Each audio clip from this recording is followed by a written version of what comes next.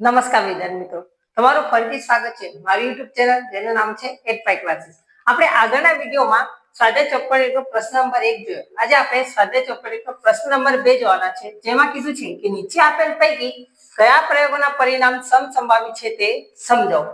બરાબર, હવે આપણે આના આગળના લેક્ચરમાં ચર્ચા કરેલી કે સમસંભાવી પરિણામ, સમસંભાવી ઘટના કોને કહે? એવી ઘટનાઓ કે જેના પરિણામ આપણને ખબર હોય એને આપણે સમસંભાવી ઘટના કહેતા હતા. બરાબર, કોને સમસંભાવી ઘટના કહેતા હતા? કે એવી ઘટના કે જેના બધા પરિણામો આપણને ખબર છે એવી ઘટનાને આપણે શું કહીએ છીએ? સમસંભાવી ઘટના કહીએ છીએ. ચાલો તો આપણે સવાલ જોઈએ. પહેલો સવાલ છે, પહેલો પ્રયોગ આપણે ડ્રાઈવર કાર ચાલુ કરવાનો પ્રયત્ન કરે છે અને એનું પરિણામ એવું છે કાર ચાલુ થાય છે અથવા ચાલુ થતી નથી. ચાલો હવે આપણે આ સવાલને જો વાંચીએ તો અહીં કીધું છે કે ડ્રાઈવર કાર ચાલુ કરવાનો પ્રયત્ન કરે છે. હવે આપણને ડ્રાઈવર કીધું કે આ ડ્રાઈવર શાનો છે? કારનો છે, બસનો છે. ચાલો એવું માને કે ડ્રાઈવર છે, પણ હવે કાર ચાલુ કરવાનો પ્રયત્ન કરે, કાર કેવી છે એ કન્ડિશન આપેલી નથી, એટલે આ ઘટના કેવી થશે? સમસંભાવી થશે નહીં.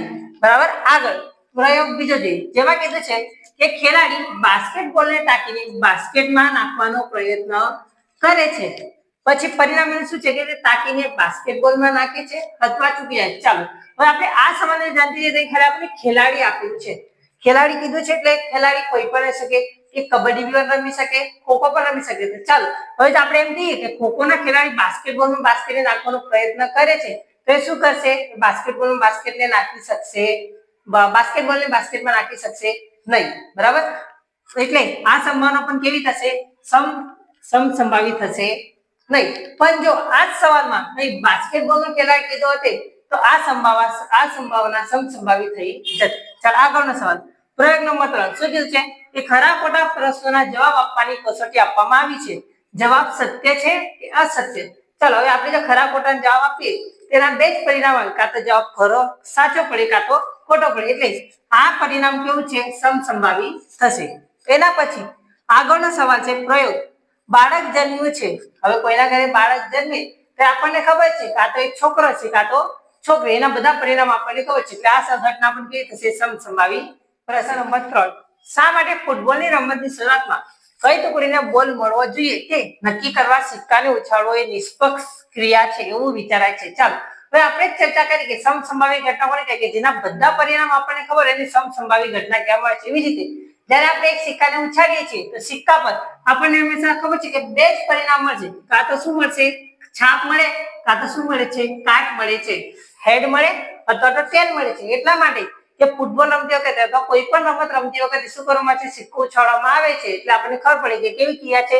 નિષ્પક્ષ ક્રિયા છે. એના પછીનો પ્રશ્ન નંબર 4 કે નીચેનામાંથી કયો વિકલ્પ ઘટનાની સંભાવના ન હોઈ શકે? ચાલામાંથી કયો વિકલ્પ ઘટનાની સંભાવના નથી? ચાલો એના માટે આપણે ભણેલા કે ઘટનાની સંભાવના 0 હોઈ શકે અથવા 0 કરતા મોટી હોઈ શકે અથવા તો 1 હોઈ શકે અથવા તો 1 કરતા નાની હોઈ શકે છે. આપણને ખબર છે કોઈ પણ ઘટનાની સંભાવના 0 અને 1 ની વચ્ચે જ હોય છે. એનો મીનિંગ એવો કે 2/3 શક્ય છે. ચાલો પણ માઈનસ કોઈ પણ ઘટનાની સંભાવના માઈનસ હોઈ શકશે નહીં. એટલે આપણો સાચો જવાબ આવશે બી, -1.5. બરાબર, તમે કહેશો કે આ 15% છે તો 15% ને આપણે જ્યારે કન્વર્ટ કરીએ, જેમ કે આપણે લખીએ 15 ગુણ્યા 15/100, બરાબર, તેનો જવાબ આવશે 0.15. એટલે આપણે કેવી છે? ઘટના 0 થી મોટી છે. બરાબર, એટલે આ શક્ય છે, આ પણ શક્ય છે, પણ ઘટના કોઈ પણ દિવસ કોઈ પણ ઘટનાની સંભાવના માઈનસ હોઈ શકશે નહીં. પ્રશ્ન નંબર 5. જો P of E બરાબર 0.05 હોય તો E9 ની સંભાવના શું છે? ચાલો હવે આપણને ખબર છે P of E એટલે આ ઘટના થાય છે એના માટે છે. P of E એટલે ઘટના નહીં ઉદ્ભવ, જેને આપણે P of E ડેશ વડે દર્શાવતા હતા.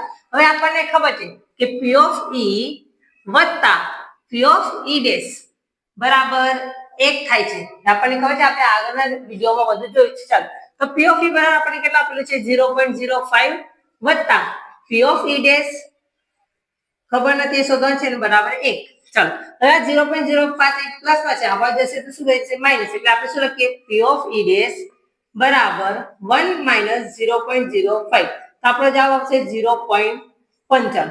બરાબર, આવા જ તમને અમુક એક્ઝામ્પલ આપું છું જેનો જવાબ તમે મને કમેન્ટમાં જણાવજો. P of E ડેશ બરાબર 0.02. બીજો પ્રશ્ન છે P of E બરાબર 0.95. ત્રીજો પ્રશ્ન છે P of E dash બરાબર 0.025.